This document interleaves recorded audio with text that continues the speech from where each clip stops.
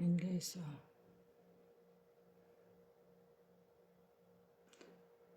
ayaw gumana ng aking pen.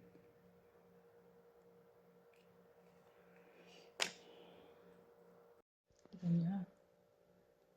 Ito. At saka yan. Okay.